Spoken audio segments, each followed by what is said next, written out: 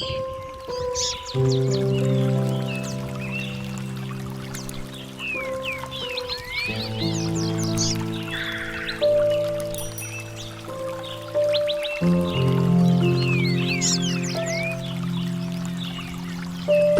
Coríntios 7. Agora, quanto às perguntas que vocês me fizeram em sua carta, digo que é bom que o homem não toque em mulher. Mas, uma vez que há tanta imoralidade sexual, cada homem deve ter sua própria esposa, e cada mulher, seu próprio marido. O marido deve satisfazer as necessidades conjugais de sua esposa, e a esposa deve fazer o mesmo por seu marido. A esposa não tem autoridade sobre seu corpo, mas sim o marido. Da mesma forma, não é o marido que tem autoridade sobre seu corpo, mas sim a esposa. Não privem um ao outro de terem relações, a menos que ambos concordem em abster-se da intimidade sexual por certo tempo, a fim de se dedicarem de modo mais pleno à oração. Depois disso, unam-se novamente, para que Satanás não os tente por causa de sua falta de domínio próprio. Digo isso como concessão, e não como mandamento. Gostaria que todos fossem como eu, mas cada um tem seu próprio dom, concedido por Deus. Um tem este tipo de dom, o outro, aquele. Portanto, digo aos solteiros e às viúvas, é melhor que permaneçam como eu. Mas, se não conseguirem se controlar, devem se casar. É melhor se casar que arder em desejo. Para os casados, porém, tenho uma ordem que não vem de mim, mas do Senhor. A esposa não deve se separar do marido. Mas, se o fizer, que permaneça solteira ou se reconcilie com ele. E o marido não deve se separar da esposa.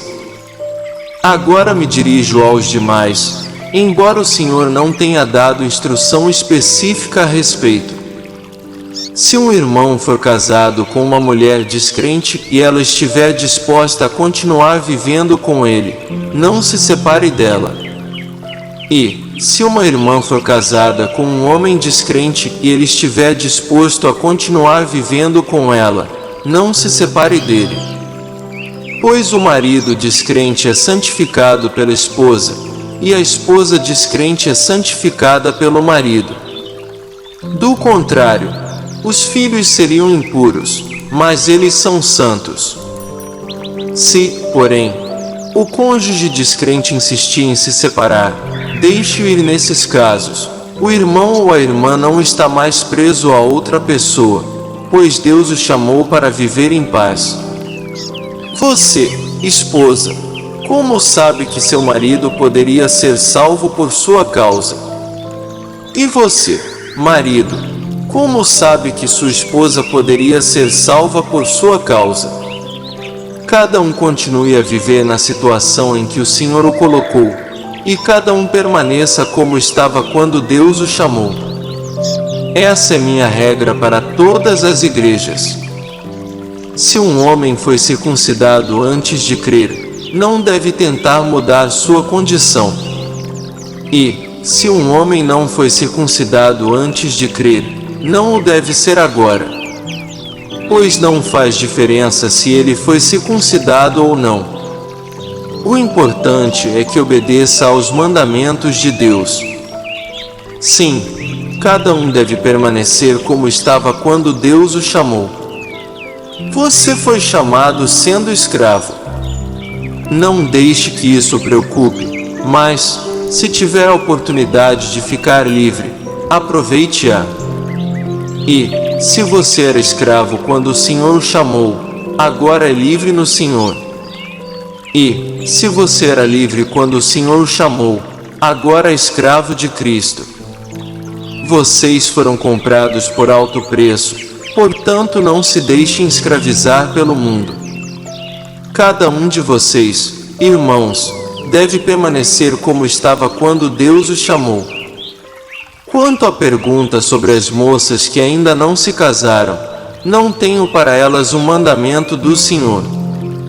Em sua misericórdia, porém, o Senhor me deu sabedoria confiável, e eu a compartilharei com vocês. Tendo em vista as dificuldades de nosso tempo, creio que é melhor que permaneçam como estão. Se você já tem esposa, não procure se separar. Se não tem esposa, não procure se casar. Se, contudo, vier a se casar, não é pecado. E, se uma moça se casar, também não é pecado. No entanto, aqueles que se casarem em tempos como os atuais terão de enfrentar dificuldades, e minha intenção é poupá-los disso. Irmãos, isto é o que quero dizer: o tempo que resta é muito curto. Portanto, de agora em diante, aqueles que têm esposa devem agir como se não fossem casados. Aqueles que choram, que se alegram ou que compram coisas não devem se entregar totalmente à tristeza, à alegria ou aos bens. Aqueles que usam as coisas deste mundo não devem se apegar a elas, pois este mundo, como o conhecemos, logo passará. Quero que estejam livres das preocupações desta vida. O homem que não é casado tem mais tempo para se dedicar à obra do Senhor e pensar em como agradá-lo.